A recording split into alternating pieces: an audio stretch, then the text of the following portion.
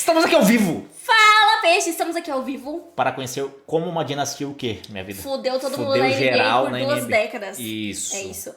Novamente pelo nosso Lobo Maioral. Muito É o obrigada, melhor Brasil. Lobo. E vamos conhecer o Tim Duncan aí, né? Tim Duncan tá aí também, ó. Tá? Tá aí o Tim Duncan. É esse moreno aí da esquerda. Esse aqui? É. o Tim Duncan? É o Tim Duncan. Mas você sabe. Tá vendo no off? Porque literalmente o outro vídeo dele tá com a cara Você dele. tá vendo no off, irmão. Aí, meu amor. Tá vendo no off. E esse cara do meio é técnico? Cara, eu assim, vendo assim na rua, não reconheço ninguém não, tá? Assim, passar por mim... Passar não por mim cumprimento. assim. Não Eu cumprimento. vou ser tipo aquelas meninas lá de que eles fazem a trend. Ai, quando você tá no celular e perde a melhor coisa da vida. Aí é um jogador. Aí é o Tim Duncan andando do lado. E eu tô aqui no celular. Você tá esculachando? Nem percebo. Você tá esculachando. Você acaba, rapaz, tá esculachando. É, do meio diz o Lobo Maioral, que é o maior técnico É o mar do Brasil. da história. Ele é o Coloca naquela. popozão. Coloca naquela lente lá de react que for Não, só postar. eu queria ver isso, eu queria mostrar na Ah, tela. tá, entendeu? entendi. Que fica pequeno. E é Popovich. isso, pra quem não sabe, nós estamos aprendendo um pouco mais de NBA, porque nós não temos propriedade aqui pra falar nada. É o que? Terceiro vídeo de NBA que a gente tá vendo, né? Conhecemos o... Dokenik. O quê? Luka Dokenik. O Jokic. Conhecemos o... E aí, as e coisas como ali pra funciona a NBA? iniciantes, né? NBA pra iniciantes. Foi só isso. terceiro vídeo. Esse aqui é o terceiro vídeo. E vamos ver o foda, né? Qual que é a questão aí desse homem? Fodimento aqui. Desse homem. Cara, que time que é esse aqui? Tem que ter com RS. RS. Papers. Spurs. A gente, do NBA pra iniciantes, ele falou bastante coisa, né? Tem 15 times pra cada lado aí, Oeste e Leste-Oeste. E Spurs eu não lembro, não. Tem alguma relação com Só Tottenham? contando Spurs. Tottenham Spurs? Por que é Spurs? O que significa Spurs? Porque o Tottenham tem... usa o Spurs também, né? Eu só sei que é Lakers, Nuggets. Spora? O Tottenham é por isso também? Spurs, Tottenham. Na minha espora. Do Texas é tudo isso, né? Cavalo, Spurs. bicho. Olha lá, o que do Spurs... espora do galo. Foda. Maneiro. Essa parte aqui do galo aqui, ó. Essa parte aqui, essa berolinha do galo. A brolinha no galo. Então vamos lá. Vamos lá. Tamo junto, Lobo. Pô, maneiro aí, ó. Aulas. Do Tottenham é espora do galo e do Spurs é Tottenham, do basquete é do cowboy. Então vamos lá. Ok? Do basquete é do cowboy e do Spurs Tottenham, que é do futebol inglês, é do galo. Espora do galo. Então é isso. Holofotes sempre brilham sobre... Quando falamos em dinastias na NBA, os holofotes sempre brilham sobre o Showtime do Lakers, o Bulls de é Michael verdade. Jordan ou até o domínio recente do Golden State Warriors. Mas existe uma dinastia silenciosa, uma que não gritava, não provocava, não fazia Cara, alarde. 2 dias Uma atrás? que preferia deixar as vitórias falarem por si. 5 títulos, 2 décadas no topo, o maior power forward da história, um treinador lendário e um sistema tão perfeito que parecia uma máquina. Eles foram consistência, excelência e humildade, tudo ao mesmo tempo. Hoje, você vai entender por que o San Antonio Spurs é a maior dinastia que ninguém fala sobre. E depois desse vídeo, você nunca mais vai olhar para a história da NBA da mesma forma. Uma dúvida. Isso tudo aí que tá aparecendo parece ser muito antigo. Hoje eles já não são mais um time tão grande. Como que funciona? Aparentemente é, porque ele falou que ninguém lembra mais. Que ninguém lembra mais. Eles foram esquecidos aí, não são mais um time de uma liga Você tá boa. querendo ver spoiler do vídeo? São fortes agora. Então tá bom. Então bora. O San Antonio Spurs nasceu em 1967, mas não em San Antonio. A franquia foi criada em Dallas e se chamava Chaparrals, disputando a antiga ABA. Só em 1973 é que o time se mudou para San Antonio e adotou o nome que conhecemos hoje, o Spurs. 3 anos depois, com a fusão entre a ABA e a NBA, o Spurs foi uma das 4 franquias que entraram para a liga. Mas ao contrário de times como o Pacers e o Nets, que penaram por anos até encontrar estabilidade, o Spurs chegou com tudo. E logo de cara se classificou para os playoffs por 7 temporadas seguidas. Sob o comando de uma lenda chamada chamada George Gervin Weissman, a equipe chegou a 3 finais de conferência nesse período, com Gervin conquistando 4 títulos de cestinha da liga. Mas, como tudo tem seu ciclo, Gervin e o pivô Atlas Gilmore envelheceram e deixaram a equipe. Foi aí que San Antonio ficou fora dos playoffs pela segunda vez na história. Só que esse fracasso veio como uma recompensa que mudaria tudo, o maior prêmio que um time perdedor pode conquistar. Com a primeira escolha do draft de 1987, o San Antonio Spurs selecionou um nome que mudaria a franquia para sempre: David Robinson, o gigante vindo da Marinha dos Estados Unidos. Mas antes de pisar nas quadras de NBA, Robinson precisou cumprir 2 anos de serviço militar. Então só em 1989, o almirante finalmente estreou e sua chegada teve impacto imediato. Na temporada de 1990, o Spurs venceu 56 jogos, um salto de 35 vitórias em relação ao ano anterior. Esse feito marcou a maior reviravolta em uma temporada na história da NBA. Com Robinson, Terry Cummings e o jovem Sean Elliott, o Spurs virou um time competitivo ano após ano. Robinson colecionava prêmios individuais, mostrando ser um dos jogadores mais dominantes da liga. E mesmo com a adição do polêmico e talentoso Dennis Rodman, a equipe não conseguia dar o passo final rumo ao título. O mais longe que chegaram foi em 1995 nas finais de conferência, mas lá foram atropelados por Hakeem Olajuwon e os imparáveis Houston Rockets. Mas então, tudo mudou na temporada de 1996-97. Lesões graves tiraram David Robinson e Chuck Person, o melhor arremessador do time da temporada. O resultado, um desastre. O Spurs perdeu 15 dos 18 primeiros jogos e o técnico Bob Hill acabou demitido. Em seu lugar, assumiu um nome quase desconhecido do grande público: Greg Popovich. Honored to have the opportunity to accept this challenge and work with the Spurs, and the only guarantee I'll make is that I'll work with every fiber of my body to make the situation more successful than it already is. Até então apenas gerente geral da franquia e sem nenhuma experiência como treinador principal na NBA. A temporada terminou com... Cara, falou desse Popovich, não falou no filme do Adam Sandler? É familiar esse nome, velho. Falou da Popovich. Não lembro. Popovich. Não tô louco, eu lembro de ter falado desse Popovich. Apenas 20 vitórias, uma das piores campanhas da liga, mas esse fracasso seria, na verdade, a maior bênção da história do Spurs. Graças à sorte na loteria do draft, San Antonio conquistou novamente a primeira escolha geral. E Pop já sabia exatamente quem queria. Antes de tomar a decisão final, no entanto, ele fez algo fora do comum. Viajou até as Ilhas Virgens Americanas para conhecer o melhor jogador universitário do país. Durante 3 dias, um jovem pivô de 21 anos e um técnico de 48 passaram o tempo conversando na praia sobre vida, família, prioridades. Quase nada sobre basquete. Mas ao voltar para San Antonio, Popovich tinha certeza: Timothy Theodore Duncan era o homem certo para liderar a próxima era da franquia. Na temporada de 1998, Tim Duncan não deixou dúvidas de que Popovich havia feito a escolha certa. Logo de cara, o novato brilhou: 21 pontos, 12 rebotes e 2,5 tocos por jogo, com incríveis 55% de aproveitamento nos arremessos. O Spurs venceu 36 jogos a mais do que na temporada anterior, quebrando o próprio recorde de maior reviravolta em uma temporada da NBA. Duncan levou o prêmio de novato do ano, foi selecionado para o primeiro time da NBA e terminou em 5º lugar na votação de MVP e de jogador defensivo do ano. Dizer que ele teve uma temporada de estreia dominante seria pouco. Nos playoffs, San Antonio passou pelo Phoenix Suns, mas caiu na segunda rodada diante de um elenco mais profundo e experiente do Utah Jazz. Foi aí que Popovich percebeu: o time era forte no garrafão, mas faltava arremesso de fora. E para corrigir isso, na temporada de 1999, ele trouxe 2 veteranos especialistas: Mario Elie e Steve Kerr. Com Mario Elie e Steve Kerr no elenco, Duncan e Robinson finalmente tinham alvos confiáveis para passar a bola quando vinham as dobras de marcação. E como as Twin Towers combinavam para cerca de 5 tocos por jogo, o garrafão do Spurs se tornou um verdadeiro muro defensivo. E a equipe terminou a temporada liderando a NBA em rating defensivo. Naquele ano, por causa do lockout,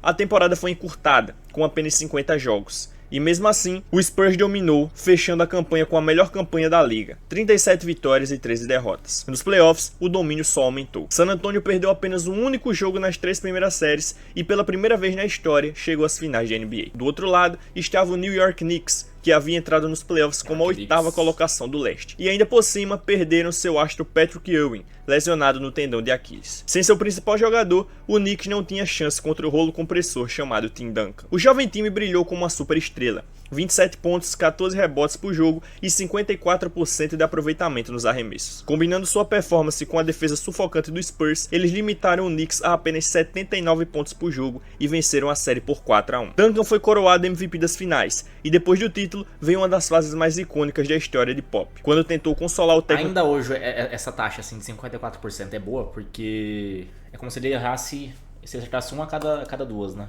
Quase 50% de cesta, né? É bom ainda esse 54%? Porque parece que eu, tipo assim, dos vídeos que eu vejo do... Como é que chama, caramba? O cara que é bom pra caralho de cesta, o Stephen Curry. Parece que ele acerta todas. Então, tipo assim, qual que é a média do Stephen Curry, por exemplo? É uns 80%? É porque, tipo assim, ele tenta muito e aí acaba, tipo assim, deturpando a estatística dele, por isso. Tá, bora. Deixa eu puxar aqui. Já tá com o chat.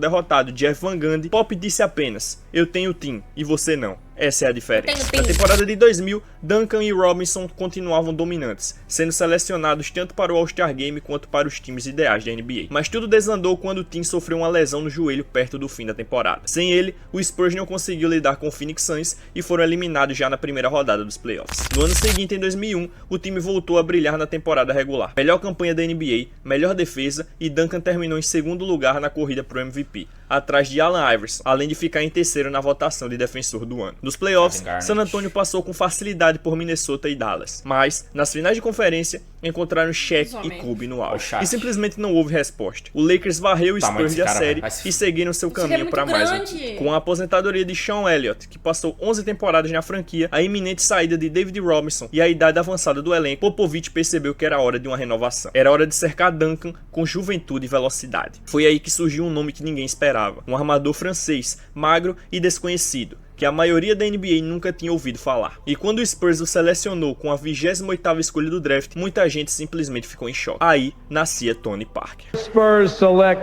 Tony Parker of Racing Club Paris. Naquela época, a maioria da NBA viu os jogadores europeus como fracos demais ou inadequados para o estilo físico da liga. Mas o Spurs pensava diferente. Enquanto o resto da liga priorizava atleticismo e pontuação, o Spurs valorizava fundamentos, QI de basquete e a disciplina tática que muitos jogadores europeus desenvolviam desde a infância. O dono da franquia, Peter Holt, não era exatamente pobre, mas também não tinha os bolsos fundos como os bilionários que controlavam outras equipes. Por isso, o Spurs virou uma espécie de versão NBA do Moneyball. Holt, Popovich e o assistente geral, R.C. Buford, sabiam que não podiam sair gastando fortunas em estrelas consagradas. E para piorar, San Antonio não era um destino popular entre os grandes agentes livres. Em vez de caçar jogadores explosivos ou com números chamativos, o Spurs buscava atletas inteligentes, com boa ética de trabalho, que se encaixassem na cultura da equipe e que tivessem potencial de aprendizado. E como nenhum outro time estava olhando para isso, a concorrência era baixa. E os jogadores que se encaixavam nesse perfil vinham por um preço muito mais acessível. Esse era o jeito Spurs de fazer basquete. E em breve o mundo inteiro veria os frutos dessa filosofia. Depois de selecionarem Tony Parker no draft de 2001, o Spurs continuou apostando em talentos pouco valorizados. Adicionaram o ala de segundo ano Stephen Jackson e trouxeram também um nome que se encaixava perfeitamente na filosofia da franquia: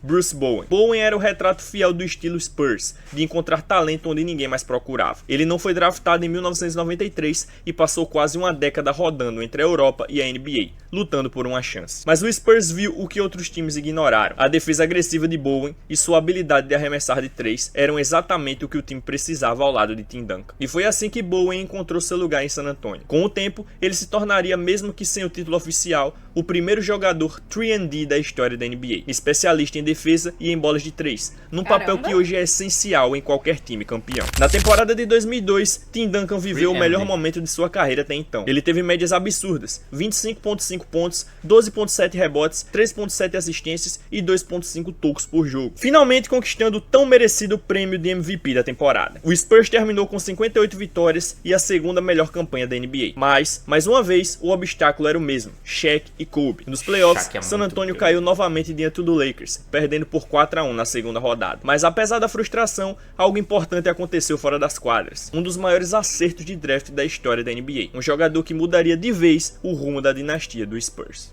57th selection, the San Antonio Spurs select Emmanuel Ginobili from Argentina. Lá em 1999, o Spurs selecionou um nome completamente desconhecido, com a 57ª escolha do draft: Manu Ginobili. Assim como aconteceu com Tony Parker, praticamente ninguém na NBA sabia quem era Ginobili. Mas nos 3 anos seguintes, Manu se transformaria no melhor jogador da Europa. Ele conquistou todos os títulos possíveis no continente, brilhou na segunda liga mais forte do mundo e ainda liderou a seleção da Argentina rumo à medalha de prata na Copa do Mundo da FIBA em 2002. R.C. Buford, que havia sido o primeiro a enxergar o potencial de Ginobili anos antes, sabia que a hora tinha chegado. E assim, para a temporada 2002-2003, Manu finalmente desembarcava em San Antonio. Enquanto isso, Tony Parker, que havia tido uma temporada de novato razoável, desabrochou em seu segundo ano, algo que provavelmente não teria acontecido em nenhuma outra franquia. Não só porque outros times jamais teriam apostado nele no draft, mas porque dificilmente teriam dado liberdade a um novato inexperiente para errar ao lado do MVP da liga. Mas o Spurs era diferente. Na temporada de estreia, Parker foi titular, jogando 29 minutos por partida, e essa confiança precoce fez toda a diferença. Na temporada de 2003, Tony estava pronto. Mais forte, mais confiante e um dos jogadores mais rápidos de NBA. Ele levou suas médias para 15 pontos e 5 assistências por jogo, se tornando o segundo maior pontuador da equipe. Com Ginobili em quadra, Popovich quase enlouquecia. Manu jogava por instinto, era completamente imprevisível e se movia em um ritmo frenético. Na maior parte do tempo, nem ele mesmo sabia o que faria no segundo seguinte. Ele tentava passes absurdos, do tipo que nenhum outro jogador sequer pensaria em fazer, quanto mais tentar em pleno jogo. E embora isso tirasse o pop do sério, havia algo quase mágico por trás da loucura de Manu. Funcionava. No meio do caos, havia método. E aos poucos, Popovich percebeu que aquele estilo único, meio insano, meio genial, era exatamente o que o Spurs precisava. Mas no centro de tudo, estava Tim Duncan. Com apenas 26 anos, em sua 6ª temporada na NBA, Duncan estava naquele ponto exato onde o atleticismo e experiência se encontram, o auge absoluto. O resultado, mais uma temporada de MVP, com médias de 23 pontos, 13 rebotes, 4 assistências e 3 tocos por jogo. O time liderou o Spurs até a melhor campanha da liga, e após deixarem o Phoenix Suns pelo caminho, eles teriam um reencontro com seus maiores rivais dos últimos anos, Shaq e Kobe, que haviam eliminado San Antonio nas 2 temporadas anteriores. Mas dessa vez seria diferente. O Spurs estava mais profundo, mais equilibrado e jogando com excelência dos dois lados da quadra. O resultado, vitória por 4-2 sobre o Lakers. Nas finais de conferência, a batalha foi contra Dirk Nowitzki e o Dallas Mavericks. Mais uma série vencida em 6 jogos, e o Spurs estava de volta às finais de NBA. Do outro lado, o adversário era o New Jersey Nets, liderado pelo melhor armador da época, Jason Kidd, e por um elenco brigador, defensivo e muito entrosado. Mas havia um problema para o Nets: eles não tinham ninguém capaz de parar Tim Duncan. No jogo decisivo, o jogo 6, Duncan entregou uma das atuações mais monstruosas da história das finais. 20 pontos, 20 rebotes, 10 assistências e 8 tocos, flertando com um quádruplo duplo, algo que beira o impossível. Foi uma performance lendária, e com ela, o Spurs conquistou o segundo título da sua história. Após a conquista do título, David Robinson e Steve Kerr anunciaram suas aposentadorias, e Stephen Jackson também deixou o time, depois que o Spurs recusou seu pedido por um contrato maior. Muitos analistas criticaram a decisão. Jackson tinha sido fundamental nos momentos decisivos, especialmente nos quartos períodos, mas Popovich frequentemente entrava em atrito com ele. E uma coisa era clara para o técnico: ninguém estava acima da equipe, nem acima do jeito Spurs de fazer as coisas. Mesmo perdendo 6 jogadores do elenco campeão, a cultura da franquia era encontrar peças que se encaixassem perfeitamente no sistema, sem depender de nomes badalados. Foi assim que chegaram 2 novos europeus, Edo Turkoglu e Rashon Nesterovic, além de Robert Horry, um dos jogadores mais decisivos da história dos playoffs. E mesmo com tantas mudanças, o desempenho não caiu. Na temporada de 2004, o Spurs tinha a melhor defesa da NBA e a 3ª melhor campanha da liga. Varreram Memphis Grizzlies na primeira rodada, mas na sequência o pesadelo voltou a bater a porta. Los Angeles Lakers famintos por vingança. Com um elenco estrelado, recheado de 4 futuros Hall da Fama, Shaq, Kobe, Karl Malone e Gary Payton, o Lakers se mostrou forte demais naquele ano. San Antonio lutou, mas acabou eliminado em 6 jogos. Em 2005, o núcleo do time praticamente não mudou. A espinha dorsal era sólida. Duncan, Parker, Ginobili e Bowen lideravam a equipe com confiança e entrosamento. Os números de Tim Duncan caíram em quase todas as estatísticas, mas isso não foi um problema. Muito pelo contrário. Greg Popovich se tornou o primeiro técnico da NBA a adotar uma chamada load management, ou seja, o gerenciamento de minutos para preservar seus astros. Pop percebeu que não precisava forçar seus principais jogadores durante a temporada regular para alcançar mais de 50 vitórias. Com isso, 4 dos seus titulares jogavam em média apenas 32 minutos por partida, uma estratégia com 2 grandes benefícios: mais descanso para os playoffs, mais oportunidades para os jogadores de apoio que ganhavam confiança e experiência. O resultado foi impressionante. San Antonio venceu 50... Pô, e aqui antes com certeza tinha bem menos jogos do que tem hoje, né? E jogava o quê? Uns 50, 60 jogos? Porque acho que hoje em dia joga uns 80, 90, né? E o cara já tinha essa visão já, né? Nessa série que eu assisti, tinha isso também. Os astros do time, eles jogavam bem pouco e depois iam descansar. Só faz o essencial ali. Às vezes tem jogo que nem precisa pouco. Nem precisa. Cara. Era o mesmo número? Era 82 também. Então já é muito, faz muito tempo já. Caralho. 39 jogos e teve, pela quarta vez desde a chegada de Duncan, a melhor defesa da NBA. E nunca havia ficado fora do top 3 nesse quesito. Mas o mais impressionante foi que, pela primeira vez desde que draftaram o Tim Duncan, o Spurs não precisava mais que ele fosse o principal pontuador do time para vencer. O coletivo estava tão forte, tão ajustado, que o Spurs funcionava como uma máquina perfeitamente calibrada, pronta para mais uma jornada rumo à glória. Na primeira rodada dos playoffs contra o Denver Nuggets, quem liderou todos os jogadores em pontuação foi Manu Ginobili. Na segunda rodada, diante do Seattle Supersonics, Duncan voltou a ser o protagonista, mas Parker e Ginobili estavam logo atrás, jogando em alto nível. Nas finais de conferência contra o Phoenix Suns, o trio Duncan, Parker e Ginobili atingiu o auge da sintonia. Juntos, eles somaram 70 pontos por jogo, e o Spurs venceu a série em apenas 5 jogos, garantindo mais uma vaga nas finais da NBA. O adversário, o duríssimo Detroit Pistons, que defendia o título e era junto com o Spurs a melhor defesa da liga. Detroit. O confronto foi uma verdadeira guerra de trincheiras, uma série física, intensa, tensa, como uma briga de bar por 7 jogos. Ao longo das finais, as equipes só passaram na marca dos 100 pontos uma única vez, mas no jogo 7, com tudo em jogo, Tim Duncan tomou as rédeas. Duncan liderou todos os jogadores com 25 pontos, teve atuação dominante em ambos os lados da quadra e contou com 23 pontos de Ginobili, além de bolas de 3 decisivas de Robert Horry. No final, o Spurs venceu o jogo 7 por 81-74, em uma das séries mais equilibradas da era moderna, e conquistaram o terceiro título da franquia. Tim Duncan foi coroado mais uma vez com o prêmio de MVP das finais, o terceiro da sua carreira. Em 2006, o Spurs teve a melhor temporada regular de toda a sua história, com impressionantes 63 vitórias. Nos playoffs, passaram pelo Sacramento Kings em 6 jogos e na sequência enfrentaram o Dallas Mavericks, que havia montado um elenco fortíssimo em torno de Dirk Nowitzki. O Big Three de San Antonio estava em grande forma, combinando para 73 pontos por jogo na série. Mas havia um problema. O banco de reserva do Spurs não conseguiu acompanhar o ritmo, enquanto o elenco do Mavs era mais profundo e equilibrado. O confronto foi uma verdadeira batalha de titãs, que só foi decidida no jogo 7. E mesmo com uma atuação monstruosa de Tim Duncan, 41 pontos, 15 rebotes e 6 assistências, o Spurs acabou eliminado. Dallas avançou em uma das séries mais épicas e dolorosas da história da franquia. Na temporada de 2007, o Spurs manteve toda a base do elenco e fizeram o que sempre souberam fazer de melhor. Adicionaram mais talento internacional, como Fabrício Alberto, Beno Udrih e Francisco Elson, e deu resultado. San Antonio venceu 58 jogos e teve o melhor net rating da liga, possuindo sem dúvida o elenco mais profundo da NBA, onde todos contribuíam e cada jogador se sentia parte essencial da equipe. O maior rival do Oeste, o Mavericks, acabou eliminado logo na primeira rodada pelo lendário time do We Believe Warriors. Na segunda rodada, os Spurs enfrentaram o explosivo Phoenix Suns dos 7 segundos ou menos e venceram a série com uma ajudinha inesperada. Boris Diaw e Amari Stoudemire foram suspensos do jogo 5 após saírem do banco numa confusão. Decisão que gerou muita polêmica até hoje. Depois de passarem pelo Utah Jazz nas finais de Oeste, o Spurs estava de volta às finais de NBA. Dessa vez, o adversário era o Cleveland Cavaliers, liderado por um jovem de 22 anos chamado LeBron James, que havia milagrosamente carregado um elenco limitado até as finais. Apesar de LeBron ser um fenômeno e claramente o melhor jogador do Cavs, o restante do time era um dos mais fracos que já chegaram às finais. Com toda a defesa do Spurs concentrada em parar LeBron, nenhum outro jogador do Cleveland conseguiu sequer ultrapassar os 12 pontos de média na série. O resultado, domínio total,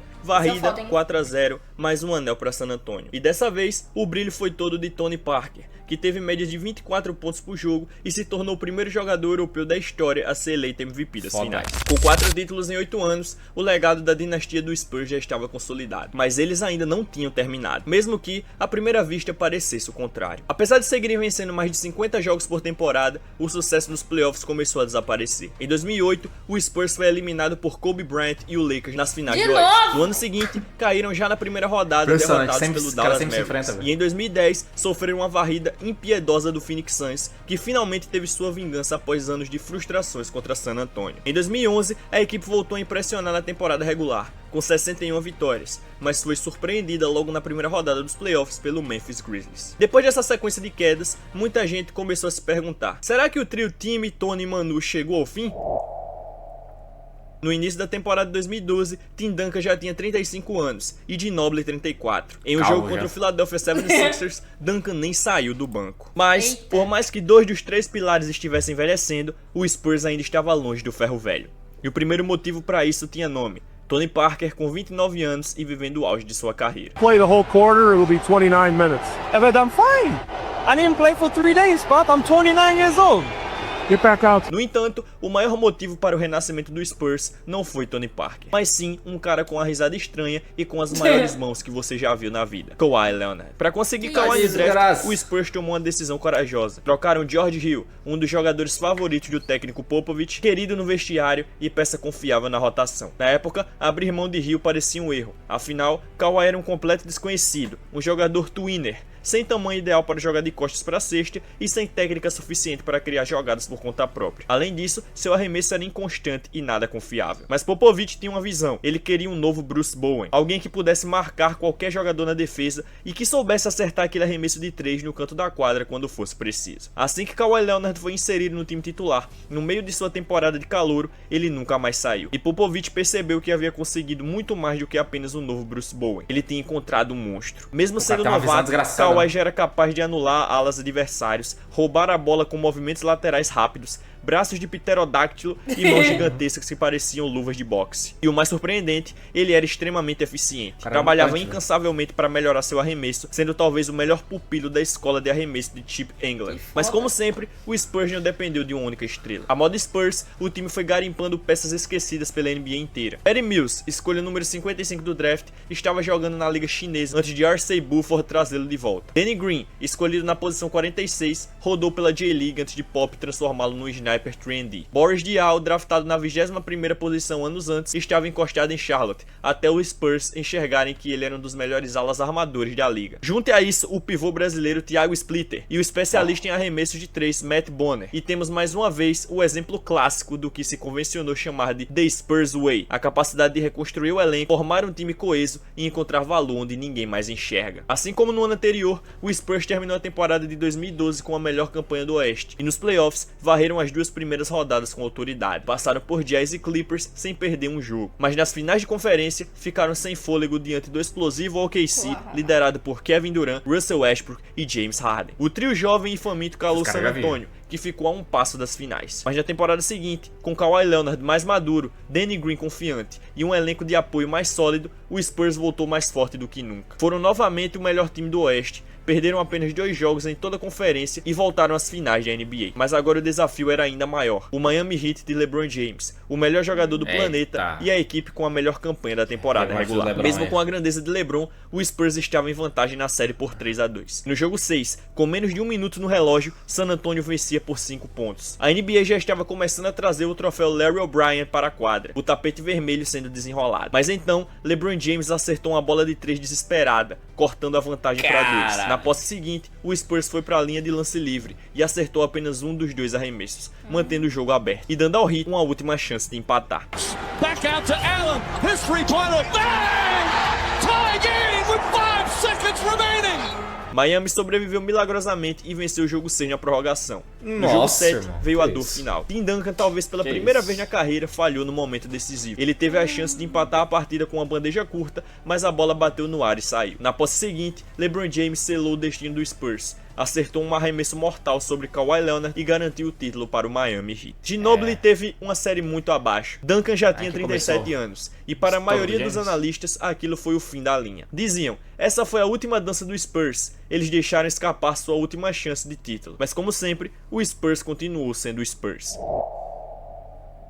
Mais uma vez, San Antonio terminou com a melhor campanha da NBA. E também com o melhor net rating da liga. Curiosamente, o principal pontuador do time, Tony Parker, teve média de 16,7 pontos por jogo, mas isso não importava. No sistema igualitário criado por Greg Popovich, todos tinham liberdade para driblar, passar e arremessar. O resultado, 8 jogadores diferentes com média superior a 9 pontos por partida, tornando o time impossível de marcar. Nos playoffs, o San Antonio passou por Dallas, Portland e Oklahoma City, até alcançar mais uma vez as finais de NBA. E o adversário era familiar, o Miami Heat. Mas dessa vez não haveria milagre, não haveria prorrogação nem jogo 7. Com movimentação constante da bola e dos jogadores, o Spurs destruiu o sistema defensivo do Heat, que vivia de armadilhas e pressões. Simplesmente não conseguiam girar a defesa com velocidade suficiente para acompanhar aquele balé coletivo. Nas finais, o Spurs acertou 53% dos arremessos de quadra e 47% das bolas de 3 pontos, dominando completamente a série e vencendo em 5 jogos. Foi o 5º título da franquia, talvez o mais bonito, o mais simbólico, o mais perfeito. O título da redenção, da reconstrução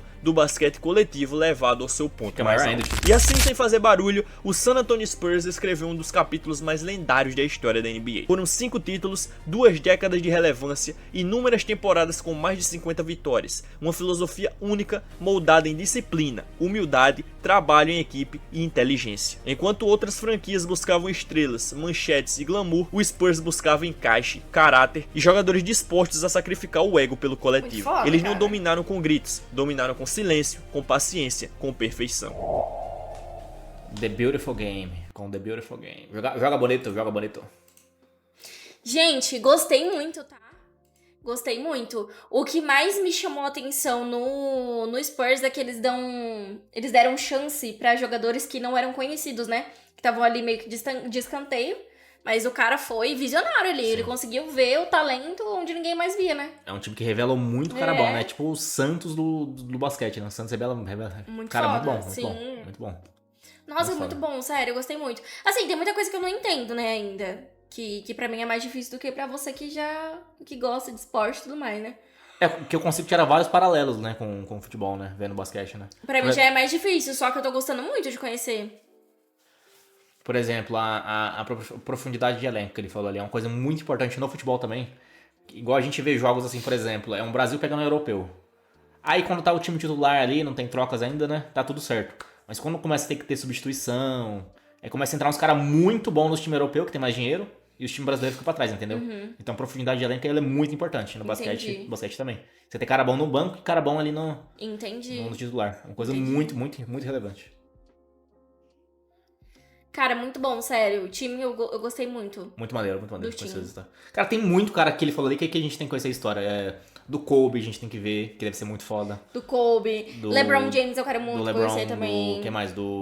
Que, assim, os Lakers no geral, os Lakers em geral, como é que é o nome do time do LeBron? Ele tá jogando pelo Miami Heat. Heat, né? Mas agora ele mudou de time, né? Mudou, né? Hoje em dia ele... É porque, assim, o LeBron, que eu lembre, eu não sabia que ele não era do Miami Heat, não, que ele tinha sido. Porque tem um outro time que agora... Agora é Lakers. Entendeu? Cara, e o Spurs não ganhou nenhuma vez do Lakers, né? A gente viu. Não. Perdeu todas pro Lakers. Todas. Carrasco.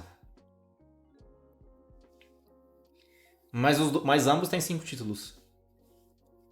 Não ganhou, não. Eu não lembro. Ganhou uma? Não mostrou ele, não, pô. Mostrou ele ganhando.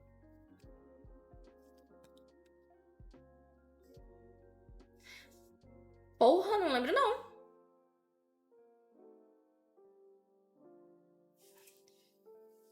Mas é isso, eu gostei muito.